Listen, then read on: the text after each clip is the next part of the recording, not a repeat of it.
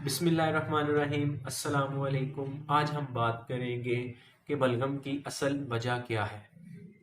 आज आपने खुद में भी ये बात तलाश करनी है कि जो आपके अंदर बलगम की असल वजह बन रही है, क्या जो हम अलामात आपको बता रहे हैं उन अलामात की वजह से है।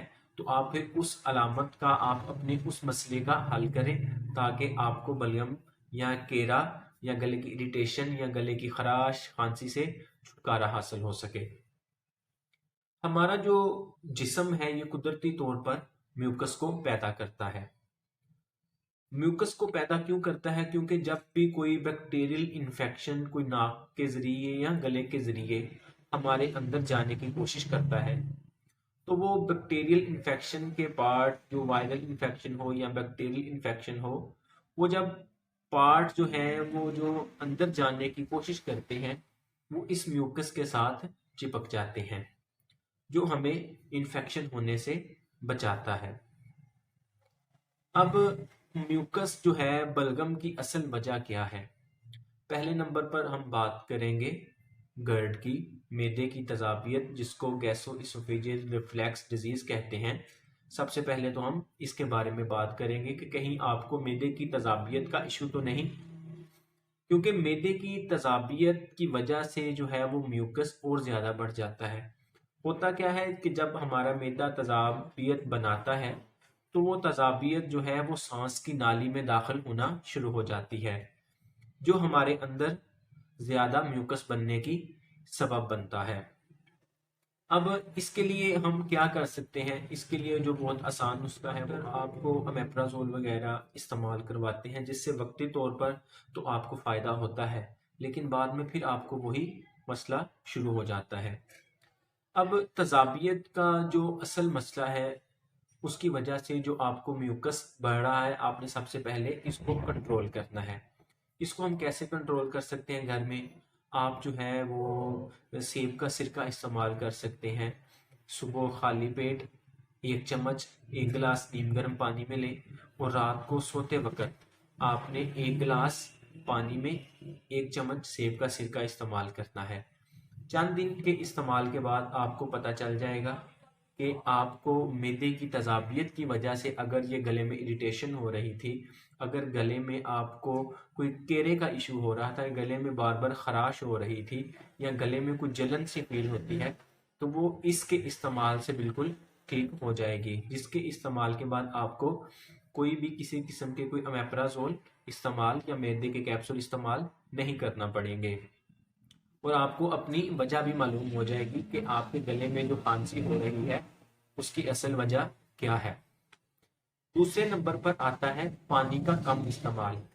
सर्दियों में हम पानी का इस्तेमाल कम कर देते हैं, जिसकी वजह से हमारी बॉडी डिहाइड्रेशन हो जाती है, पानी की कमी हो जाती है।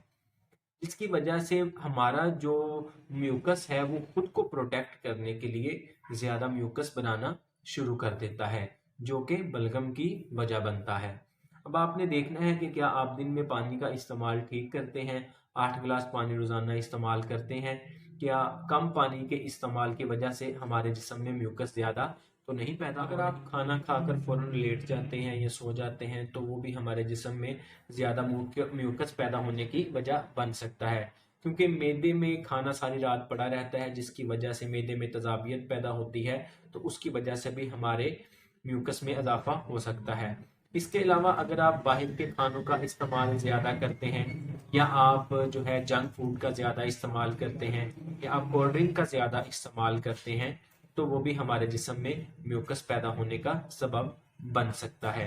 तो अगर आपको इन चीज़ों की वजह से म्यूकस में इजाफा हो रहा है तो आपको ऐसे खानों से और खाना खाकर फौरन लेटने से गुरेज करना चाहिए। इसके बाद बारी आती है कि अगर आपको कोई वायरल इन्फेक्शन हो गया है या आपको कोई बैक्टीरियल इन्फेक्शन हो गया है तो उसकी वजह से भी आपके म्यूकस में इजाफा हो सकता है। अगर आपको कोई बैक्टीरियल इन्फेक्शन हो गया है तो उसके लिए आप कोई एंटीबायोटिक मेडिसिन का इस्तेमाल कर सकते हैं। अगर आपको कोई वायरल इन्फेक्शन है तो आप उसके लिए एंटीहिस्टामिन मेडिसिन का इस्तेमाल कर सकते हैं।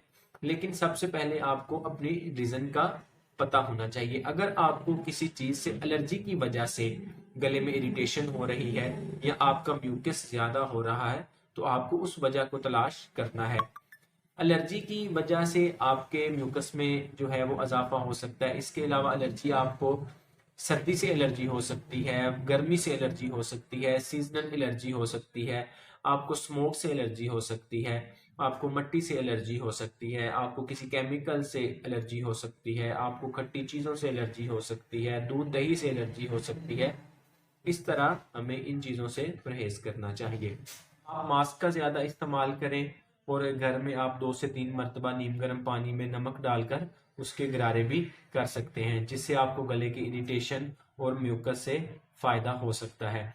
इसके अलावा आप नाइटी पोड का इस्तेमाल कर सकते हैं, जिसमें आप पानी डालकर नीम गर्म पानी लें या पानी को अच्छी तरह बॉईल करके उसको थोड़ा ठंडा कर लें और उसमें आप 2 चम्मच आयोडीन के बगैर जो नमक होता है वो आप डाल लें और इसके अलावा 2 चम्मच जो है वो आप सोडे के डाल लें और आप इसको एक जो नाक का नथना है उसमें इस्तेमाल करके दूसरे नथने से पानी को निकालें, जिससे आपके जो है नाक में जो मौजूद वायरल इन्फेक्शन या बैक्टीरियल इन्फेक्शन है उसका खात्मा होगा और आपको जो गले की इरिटेशन है या आपको पोस्ट नेजल ड्रिप का इशू है या आपको केरे का इशू है वो काफ़ी हद तक बेहतर हो जाएगा। अगर ये वीडियो आपको पसंद आई है तो प्लीज़ चैनल को सब्सक्राइब कर दें और बेल आइकन के बटन को दबा दें ताकि आने वाली हर इंफॉर्मेटिव वीडियो आप तक पहुंच सके। अपना और अपने प्यारों का ख्याल रखें। अल्लाह हाफिज़।